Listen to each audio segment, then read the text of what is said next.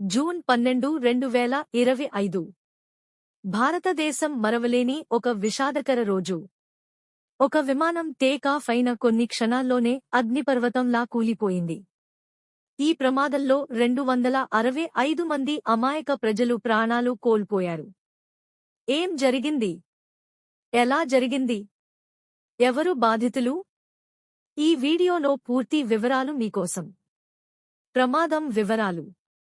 Air India flight A171 Boeing 787 dream liner విమానం అహ్మదాబాద్ నుంచి London Gatwick వైపు ప్రయాణానికి బయలుదేరింది. విమానంలో మొత్తం 242 మంది ప్రయాణికులు ఉన్నారు. వీరిలో 12 మంది సిబ్బంది. బయలుదేరిన కేవలం 30 సెకన్లలోనే ఈ విమానం సాంకేతిక లోపం కారణంగా భూమిపై పడింది. విమానం కూలిన ప్రదేశం బీజే మెడికల్ కాలేజ్ హాస్టల్ మీదే. ప్రమాదంలో భూమిపై ఉన్న మరికొంతమంది కూడా మృతి చెందారు. మేడే సంకేతం. విమాన టేకాఫ్ అయిన 11 సెకన్ల తర్వాతే పైలట్ మైడే సంకేతం పంపించాడు. నో ట్రస్ట్, లూజింగ్ పవర్ అని స్పష్టం చేశాడు. అంటే ఇంజిన్లో పవర్ లాస్ అయింది. ఈ సమయంలో పైలట్ను దూరంగా ఉన్న ఎవ్వరూ కూడా విన్నారు.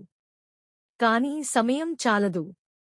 విమానం నేలపై పడిపోయింది. ప్రాణాలు కోల్పోయినవారు. ఈ ప్రమాదంలో మొత్తం 265 మంది ప్రాణాలు కోల్పోయారు.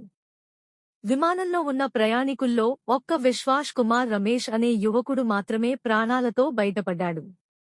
అతను ఎగ్జిట్ రో దగ్గర ఉండటంతో ఎమర్జెన్సీ డోర్ తెరిచి తాను బయటికి దూకాడు.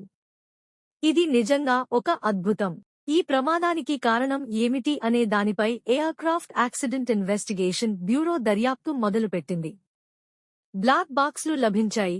వాటిలోని సమాచారం విశ్లేషిస్తున్నారు.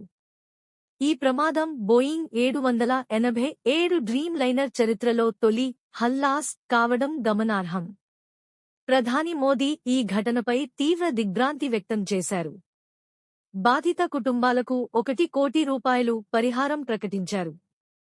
మనకు తెలిసినవారు లేనప్పటికీ ఇంతమంది ప్రాణాలు పోవడం మన దేశానికి పెద్ద నష్టమే. ఈ ఘటనను మరువడం కాదు. భవిష్యత్తులో ఇలాంటి దుర్ఘటనలు జరగకూడదు అనే సందేశంతో మనం ముందుకు సాగాలి. ప్రమాదంలో మరణించిన వారందరికీ మన హృదయపూర్వక నివాళులు. ఈ వీడియో మీకు తెలియని నిజాలను తెలియజేసిందని అనిపిస్తే లైక్ చేయండి. కామెంట్ ద్వారా మీ అభిప్రాయం చెప్పండి. ఇంకా ఇలాంటి అప్డేట్స్ కోసం మా ఛానల్కి సబ్స్క్రైబ్ చేయండి. జై హింద్.